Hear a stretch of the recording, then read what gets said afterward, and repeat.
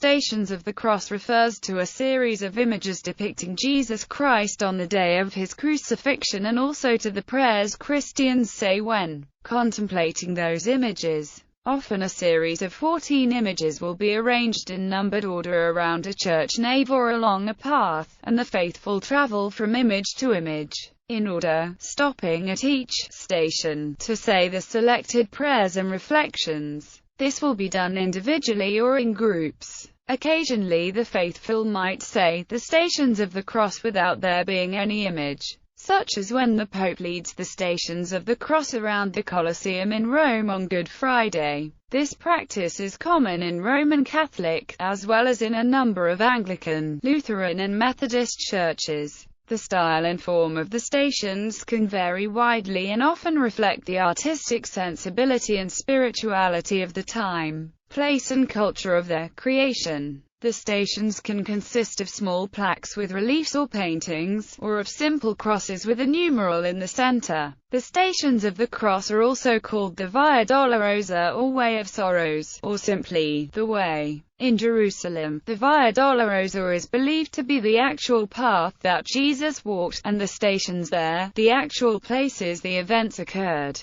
The tradition of moving around the stations to commemorate the Passion of Christ began with St. Francis of Assisi and extended throughout the Roman Catholic Church in the medieval period. It is most commonly done during Lent, especially on Good Friday, but it also done on other days as well, especially Wednesdays and Fridays. History. The Stations of the Cross originated in pilgrimages to Jerusalem. A desire to reproduce the holy places in other lands seems to have manifested itself at quite an early date.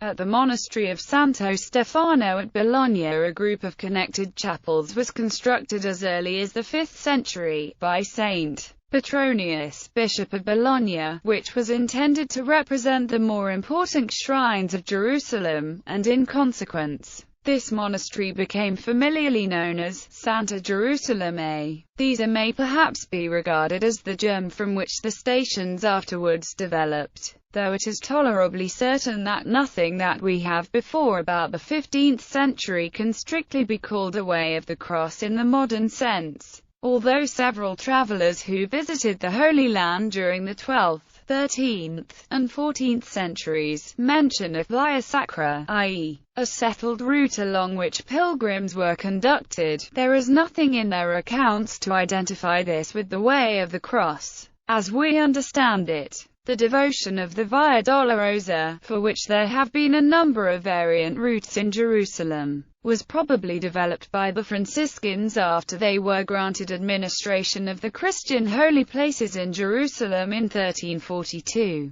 Today, 9 of the Stations of the Cross that were established by the Franciscans are located along the Via Dolorosa as it wends its way from the northwest corner of the Temple Mount to the Church of the Holy Sepulchre, within which the remaining 5 stations are located. The earliest use of the word stations, as applied to the accustomed halting places in the Via Sacra at Jerusalem, occurs in the narrative of an English pilgrim, William Way, who visited the Holy Land in the mid-15th century, and described pilgrims following the footsteps of Christ to the cross. In 1521 a book called Geselachstrasse was printed with illustrations of the stations in the Holy Land. During the 15th and 16th centuries the Franciscans began to build a series of outdoor shrines in Europe to duplicate their counterparts in the Holy Land. The number of stations varied between 7 and 30. 7 was common. These were usually placed, often in small buildings, along the approach to a church, as in a set of 1490 by Adam Kraft, leading to the Johanniskirche in Nuremberg.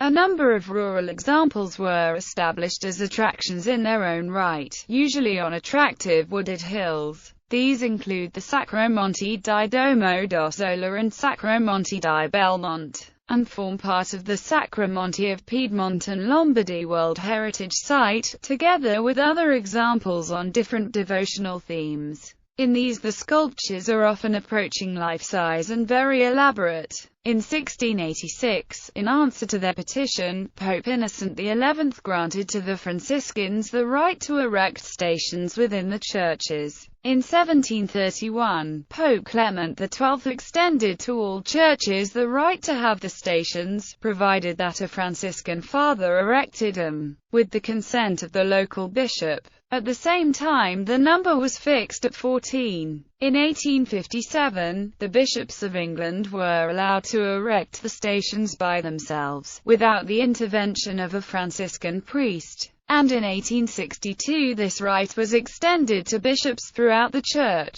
Spiritual significance. The object of the stations is to help the faithful to make a spiritual pilgrimage of prayer, through meditating upon the chief scenes of Christ's sufferings and death. It has become one of the most popular devotions for many Christians, especially among Catholics, Anglicans, and Lutherans, and is often performed in a spirit of reparation for the sufferings and insults that Jesus endured during his Passion. In his encyclical letter, Miserentissimus Redemptor, on reparations, Pope Pius XI called acts of reparation to Jesus Christ of duty for Catholics and referred to them as some sort of compensation to be rendered for the injury, with respect to the sufferings of Jesus. Pope John Paul II referred to acts of reparation as the unceasing effort to stand beside the endless crosses on which the Son of God continues to be crucified. Stations.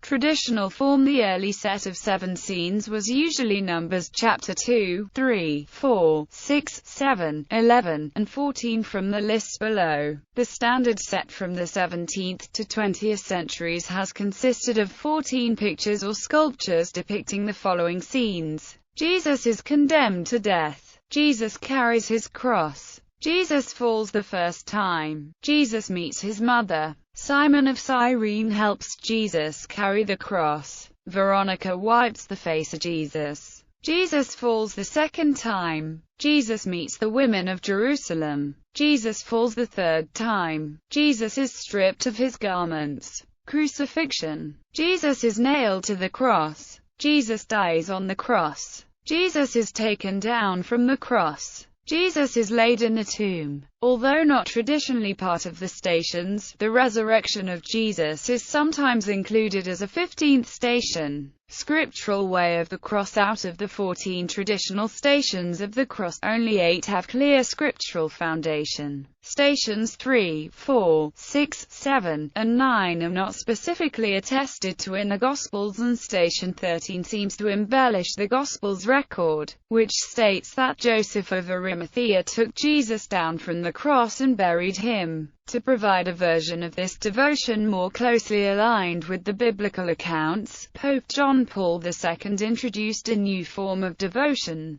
called the Scriptural Way of the Cross on Good Friday 1991. He celebrated that form many times but not exclusively at the Colosseum in Rome. In 2007, Pope Benedict XVI approved this set of stations for meditation and public celebration. They follow this sequence. Jesus in the Garden of Gethsemane. Jesus is betrayed by Judas and arrested. Jesus is condemned by the Sanhedrin. Jesus is denied by Peter. Jesus is judged by Pilate. Jesus is scourged and crowned with thorns. Jesus takes up his cross. Jesus is helped by Simon to carry his cross. Jesus meets the women of Jerusalem. Jesus is crucified. Jesus promises his kingdom to the repentant thief. Jesus entrusts Mary and John to each other. Jesus dies on the cross. Jesus is laid in a tomb. New way of the cross. In the Philippines, a third version of Stations of the Cross is used.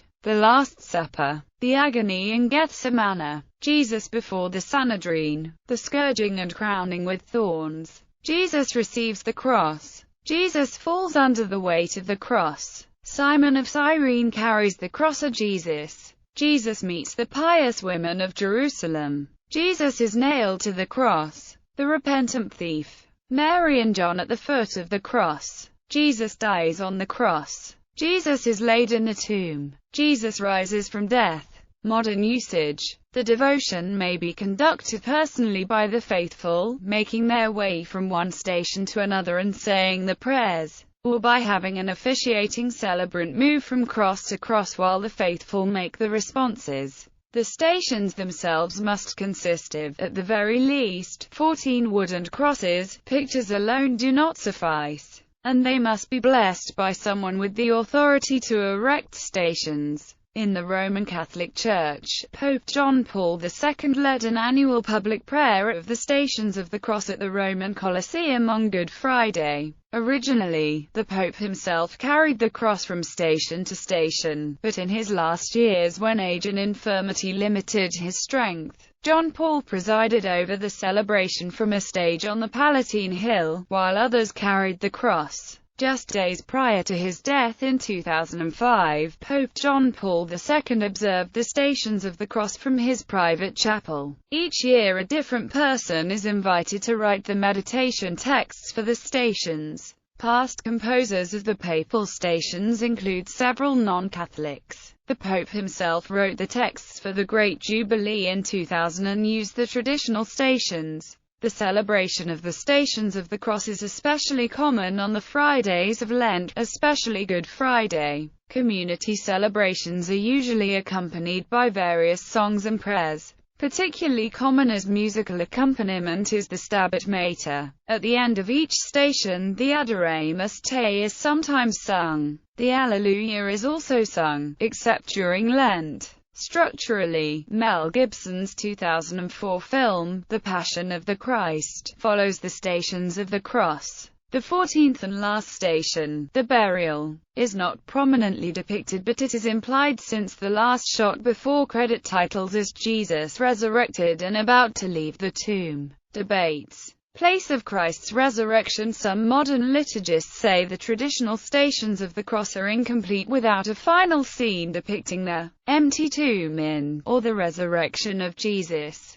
Because Jesus arising from the dead was an integral part of his salvific work on earth. Advocates of the traditional form of the stations ending with the body of Jesus being placed in the tomb say the stations are intended as a meditation on the atoning death of Jesus, and not as a complete picture of his life, death, and resurrection. The Stations of the Resurrection are used in some churches at Eastertide to meditate on the resurrection and ascension of Jesus Christ. Ukrainian Byzantine Catholic Church as part of a process of delatinization. The Ukrainian Byzantine Catholic Church eliminated the devotion of the Stations of the Cross. In response to this, a schismatic group, called the Society of St. Josaphat, has formed with a seminary of its own in Lviv with 30 students at present. Music. Franz Liszt wrote Via Crucis for choir, soloists and piano or organ or harmonium in 1879. In 1931, French organist Marcel Dupré improvised and transcribed musical meditations based on 14 poems by Paul Claudel, one for each station. Peter Maxwell Davis Versailles Iconos, for male dancer, solo cello and instrumental ensemble, brings together the Stations of the Cross in a series of drawings from the anatomical treatise De Humana Corporis Fabrica by the Belgian physician Andreas van Wezel. In Davis' sequence, the final station represents the resurrection, but of Antichrist.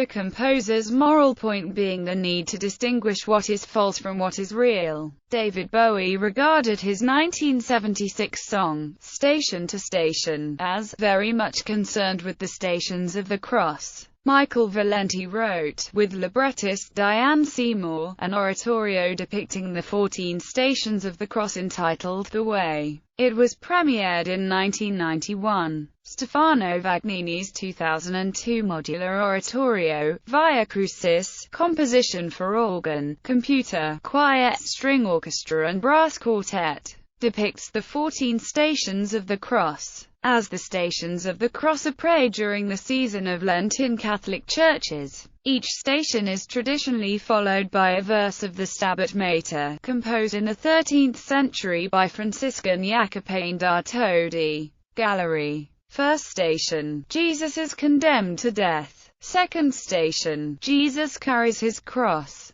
Third station, Jesus falls the first time. Fourth station, Jesus meets his mother. 5th station, Simon of Cyrene helps Jesus carry the cross. 6th station, Veronica wipes the face of Jesus. 7th station, Jesus falls the second time. 8th station, Jesus meets the women of Jerusalem. 9th station, Jesus falls the third time. 10th station, Jesus is stripped of his garments. 11th station, crucifixion. Jesus is nailed to the cross. 12th station, Jesus dies on the cross. 13th station, Jesus is taken down from the cross. 14th station, Jesus is laid in a tomb.